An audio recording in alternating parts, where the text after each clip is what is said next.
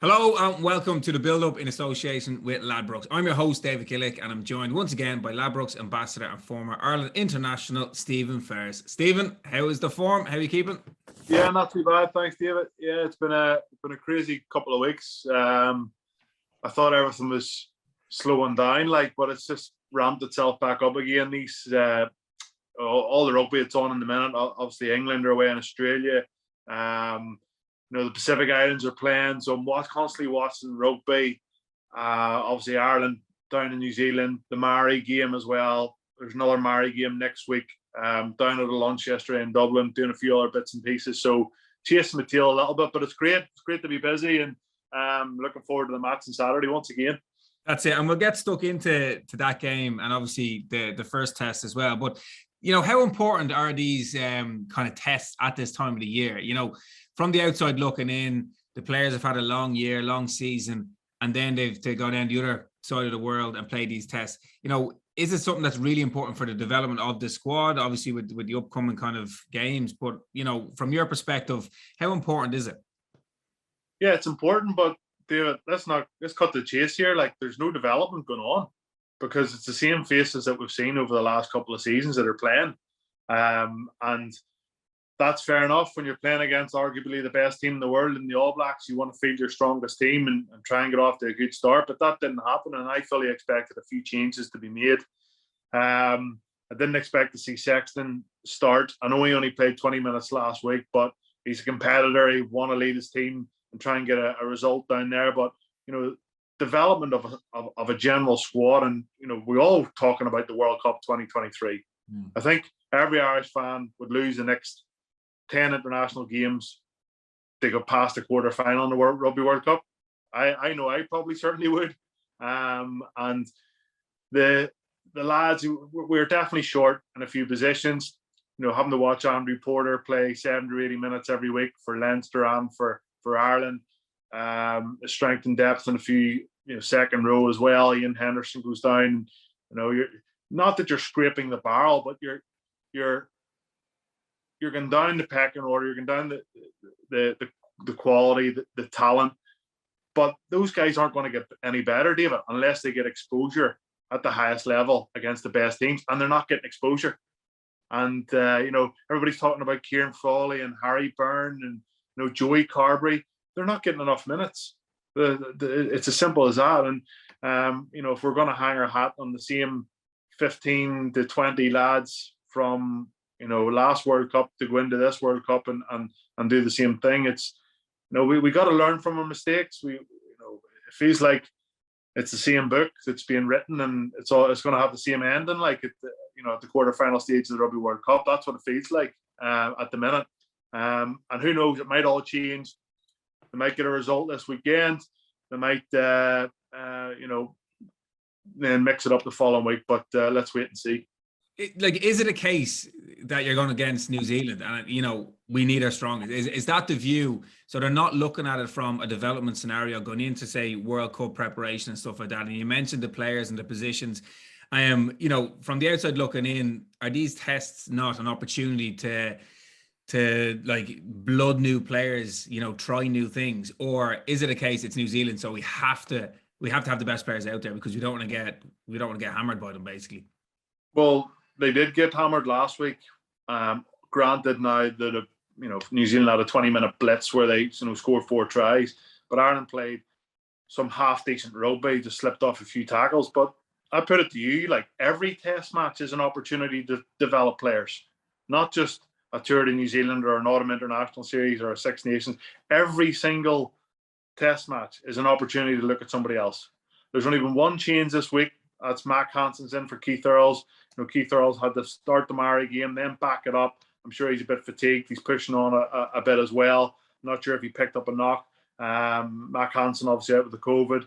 So, yeah, they're going full bore again, full strength. We'll see a bit of a development squad playing against the Maori next week. But tell you what, if you're out there holding tackle shields for 4 or 5 weeks in New Zealand and not really getting a look in, it'd be a pretty tough going. And, I feel that some of the lads deserve an opportunity. Unfortunately, James Hume, got injured in that Maori game, and with Gary Ringrose not playing particularly well last week, he might have nudged his way in there. But yeah, of course, this tour is an opportunity for development, but I don't think we're going to see it.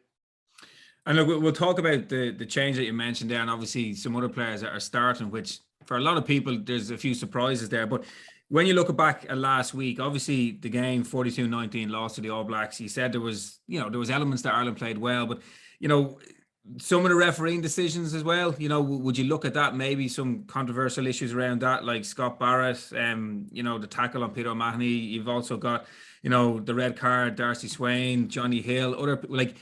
Do you look at that, or do you look at the scoreline and you kind of look at, right, we were beaten and we were well beaten, or did those decisions have, a big impact on the outcome?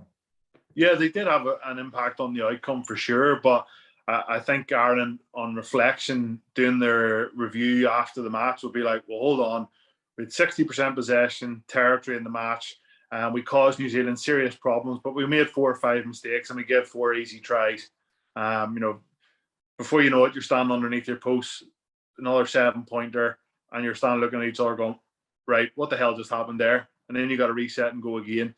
With Johnny Sexton not on the pitch, Joey Carby, I think they lost away a little bit, especially Gibson Park. We all know how much of a threat he is with ball in hand, and he's grease lightning around the ruck. But he made a couple of really poor decisions. Trying to run the ball out from his own 22, get turned over, try. Quick tap penalty on the halfway line, ended up turned over a couple of phases later. New Zealand went to length. A really poor box kick that ended up on a try for New Zealand out of his own 22. So as much as it's just those small 3 or 4 errors that if Ireland can tidy up, then instead of it being 42-19, it'll be, 26-19 going into the last 10 minutes with everything to play for. And that's where Ireland got to hang in there. I think they got off to a fantastic start with that Keith Earls try. But, it was only a matter of time that until New Zealand came good. But I think it's going to be a lot tighter this week. The handicap for this match, David, is up to 13 points. It was 11 last week. And I think it's probably going to be tighter this week. I think, that handicap, 10 to 15 points for me. And I'm still going to go for a New Zealand win. Like, New Zealand haven't lost in Dunedin since 2009. And I know they don't play many test matches there, but that's a stat Irish fans won't really want to be reading. You mentioned kind of Johnny Sexton there, and like a lot of chat about the HIA and everything like that. Like from a different perspective, from a player's perspective, and obviously what he brings to the team, are you surprised that he's starting this week? Is question number one. But the follow on will be, the fact that he had to go off last week and there's a change and Carberry comes in. Would it not be an opportunity? Now, this is just me saying it. That is my opinion. Would it not be an opportunity to maybe start Carberry, the opportunity, but also kind of, give Sexton a bit of a break? Because it's almost like Sexton kind of, he makes everyone calm around him when he's playing, and there's reliance on that.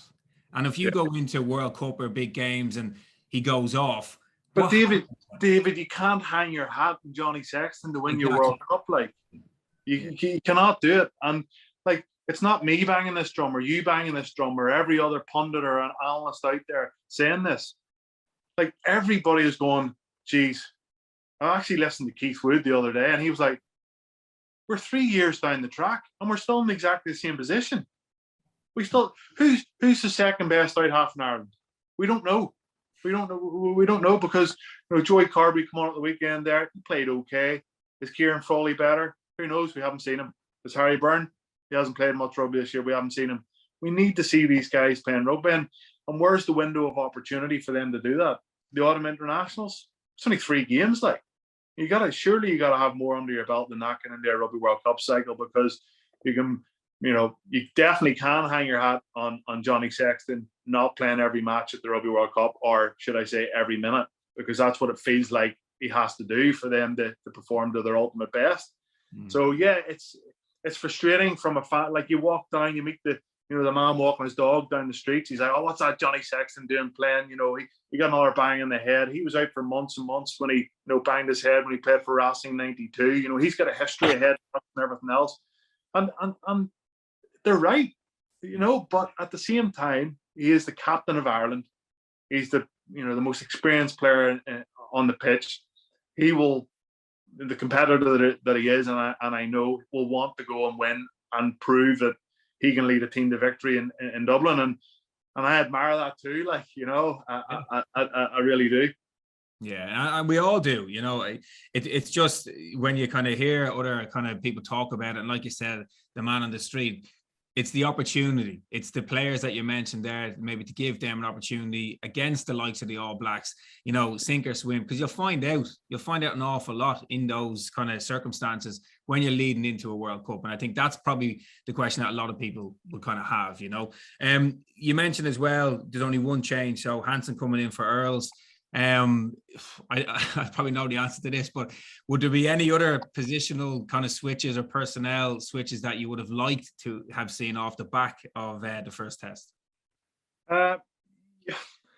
Like Peter O'Mahony got a good raps for his performance, and he did play particularly well. But I just think Jack Conan's a better athlete, and springing Jack off the bench, it's worked favourably for Andy Farrell in a couple of games in the past.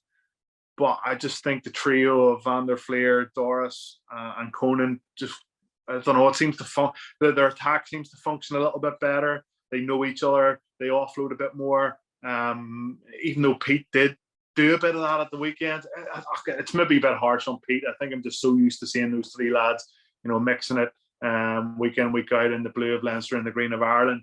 The second row is obviously short numbers. The front row, the short number. They really got to knuckle down at scrum time. They were under a bit of pressure at maul time as well. Gibson Park, I would Conor Murray coming on the 72nd minute. Like, what is? I can't get my head around it. What is the point in bringing somebody on for 8 minutes that what they can do? They're not going to. Conor is a fantastic player from the get-go, but he's not somebody who's going to bring ridiculous intensity and pace to a match. But yeah, just bring him on for 8 minutes. They're going to bring him on half time. Like, it just seemed a bit weird. Craig Casey's not getting much love either. Yeah. And look, it's great to hear the honesty and the passion in your voice, because it's hard sometimes watching this from afar, when you know what it's like, and you know what it's like to be there in that environment. When you look at the game, and again, for everyone, that second test of Ireland versus New Zealand is tomorrow morning, Dunedin at 8:05 a.m.